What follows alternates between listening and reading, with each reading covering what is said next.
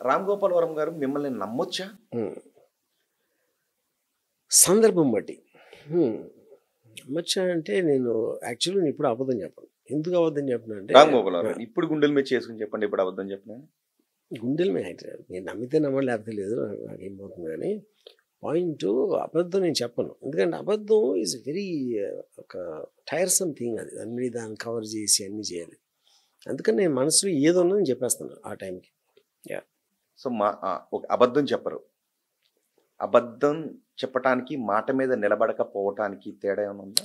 మాట మీద నిలబడకపోవడం అనేది మాట అనేది అప్పుడు మనం అనుకున్నది ఒక అంటే ఆ రోజు ఆ నిమిషంలో అనుకున్నది మీకు తర్వాత కొత్త ఇన్ఫర్మేషన్ వచ్చి లేకపోతే మీ మనసు మారి లేకపోతే మీకు మీ వ్యూ పాయింట్ మారి ఇలాంటి రకరకాల ఫ్యాక్టర్స్ తోటి మీరు చేంజ్ చేసుకుంటారు. మైండ్ చేంజ్ చేసుకోవడానికి అబద్ధం చెప్పడానికి చాలా తేడా. మీ మైండ్ చేంజ్ చేసుకున్న తర్వాత గతంలో ఒక మాట చెప్తారు, తర్వాత మైండ్ చేంజ్ చేసుకుంటారు, దాని మీద నిలబడరు. సో దాని రామ్ గోపాల్ వరం అబద్ధం చెప్పారు కానీ కాదు కదా. అబద్ధం అనే దాని డెఫినేషన్ ఏంటి? నాకు నిజం ఏదో అని తెలిసి దాన్ని కప్పిపుచ్చి వేరేది చెప్పటం.